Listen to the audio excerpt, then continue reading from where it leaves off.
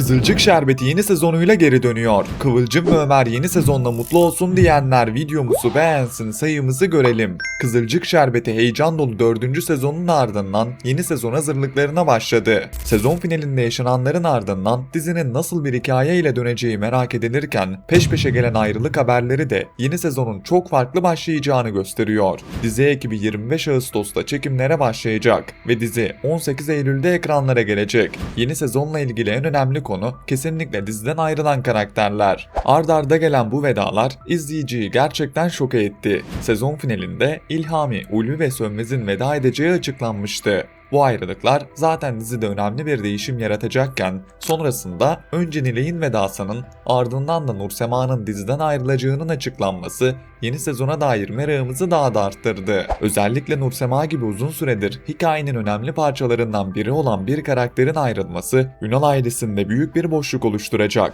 Yeni sezonda doğrudan yaşanan bu vedaların etkisiyle açılacak. Abdullah ve Ulvi evlatlarını kaybetmenin acısını yaşayacak ve dizide 6 aylık bir zaman atlaması olacak. Bence bu zaman atlaması hikayenin yeni bir döneme geçmesi açısından oldukça önemli. Nursema'nın vedası herkesi derinden sarsacak. Nilay ise muhtemelen yaşananlara daha fazla dayanamayacak ve oğlunu da alıp gidecek. Nilay'ın vedasının nasıl olacağı henüz belli değil. Ancak bütün bu kayıplardan sonra onun da artık o evde kalmak istememesi oldukça mantıklı görünüyor. 6 aylık zaman atlamasında herkes biraz kendisine gelirken yaşanan acılarla mücadele etmeye devam edecek. Ama bir yandan da hayatlarına yeniden tutunmaya başlayacaklar. Ünal evinde sezon finalinden kalan en önemli meselelerden biri de Salkım olacak. Balkondan düşen Salkım yavaş yavaş toparlanırken bu süreçte kendisini balkondan itenlerle hesaplaşması devam edecek. Salkım'ın yaşananları unutup kenara çekilecek bir karakter olmadığını zaten gördük. Bu yüzden iyileştikçe daha da hırslanacağını ve yaşadıklarının hesabını sormak için harekete geçeceğini düşünüyorum. Özellikle Çimen ve Başak'a kafayı takacak olan Salkım, kızı Elif'le beraber kötü planlar yapacak. Biliyorsunuz ki sezon finalinin ardından Çimen karakterini canlandıran Selin Türkmen'in diziden ayrılacağı açıklanmıştı. Ancak Çimen karakteri diziden tamamen çıkmayacak. Karakter başka bir oyuncu tarafından canlandırılmaya devam edecek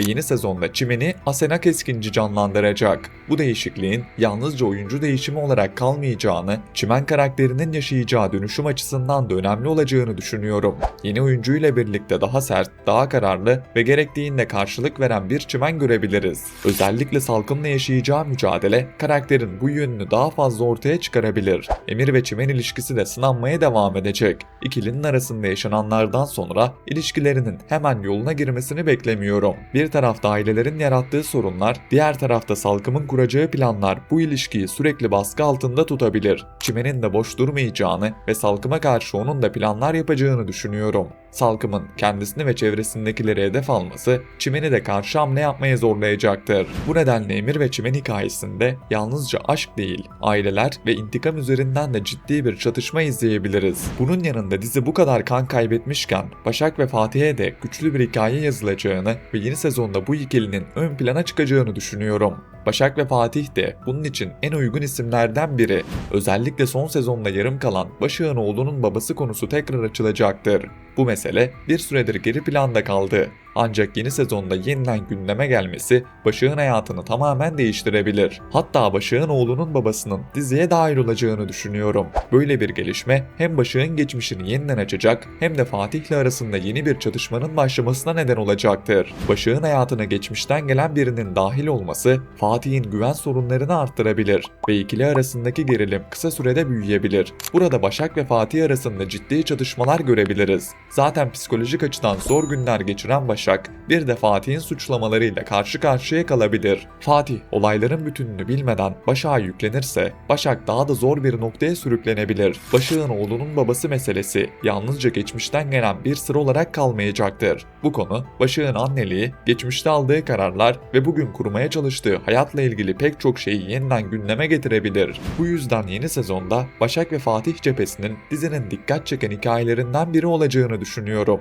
Bu da yeni sezonun yönünü belirleyecek. Öte yandan Kıvılcım ve Ömer cephesinde ise ayrılığın etkileri devam edecek. Sezon finalinde yaşananlardan sonra ikilinin hemen barışmasını beklemek zaten gerçekçi olmazdı. Özellikle annesini kaybeden Kıvılcım için yeni sezon oldukça ağır başlayacak. Kıvılcım yaşanan 6 aylık zaman atlamasında yavaş yavaş toparlanırken hayata geri dönmeye başlayacak. Annesinin kaybı onun için kolay atlatılabilecek bir durum değil. Bu yüzden ilk bölümlerde daha kırgın, daha içine kapanık ve hayata karşı daha mesafeli bir Kıvılcım görebiliriz. Ancak zaman geçtikçe yeniden işine, çevresine ve hayatına tutunmaya başlayacaktır. Tam da bu süreçte hayatına dahil olacak lider karakteri Kıvılcım'ın yeni bir sayfa açmasına neden olacak. Lideri Murat Aygen canlandıracak. Liderin Kıvılcım'ın hayatına nasıl gireceği ve aralarındaki ilişkinin hangi noktaya taşınacağı yeni sezonun en merak edilen konularından biri olacak. Kıvılcım'ın yaşadığı büyük kayıptan sonra karşısına çıkan yeni bir insan ona yeniden değerli hissettirebilir ve hayata başka bir gözle bakmasını sağlayabilir. Bu nedenle liderin yalnızca Ömer'le arasında bir engel olarak değil, Kıvılcım'ın toparlanma sürecinde de önemli bir karakter olacağını düşünüyorum. Kıvılcım ve Ömer aşkı sezonun ilk kısmında yer almaya devam edecek.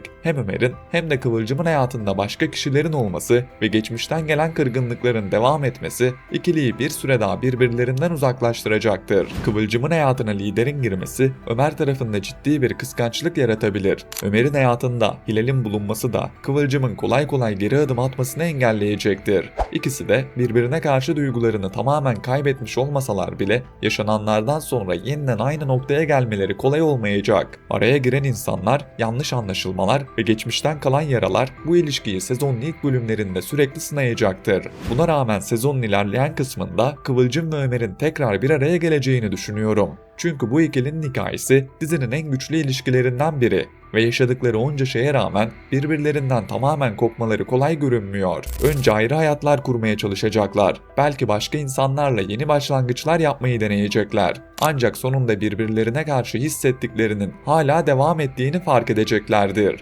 Burada asıl mesele yeniden bir araya gelip gelemeyeceklerinden çok bu buluşmanın ne kadar zor olacağı olacak. Bunun yanında Hilal'in normal görünen tavırlarının zamanla değişeceğini düşünüyorum. Özellikle Ömer'in Kıvılcım'dan tamamen kopamadığını fark etmesi Hilal'in gerçek yüzünü ortaya çıkarabilir. Kızılcık Şerbeti'nde Kıvılcım ve Ömer'in hayatında eksik olmayan psikopat karakterin bu kez Hilal olabileceğini düşünüyorum. Hilal başlangıçta her şeyi sakin ve normal karşılayan biri gibi görünse de Ömer'i kaybetme korkusu arttıkça daha kontrolcü ve daha tehlikeli bir hale gelebilir. Özellikle Kıvılcım ve Ömer yeniden birbirlerine yaklaşmaya başladığında Hilal'in buna sessiz kalacağını düşünmüyorum. Ömer'i yanında tutabilmek için farklı yollara başvurabilir ve Kıvılcım'ı hayatlarından çıkarmaya çalışabilir. Böylece sezonun ilerleyen bölümlerinde Kıvılcım ve Ömer yeniden birbirlerine yaklaşırken karşılarında bu kez Hilal'i bulabilirler. Bu yüzden yeni sezonda bir tarafta büyük vedaların etkisini, diğer tarafta Salkım ve Çimen arasındaki hesaplaşmayı, Başak ve Fatih'in geçmişten gelecek sorunlarını ve Kıvılcım'ın hayatına girecek liderle beraber Ömer'le arasındaki bitmeyen bağı izleyeceğiz. En büyük soru ise bütün bu yaşananların ardından Kıvılcım ve Ömer'in yeniden birbirlerine dönüp dönemeyeceği olacak.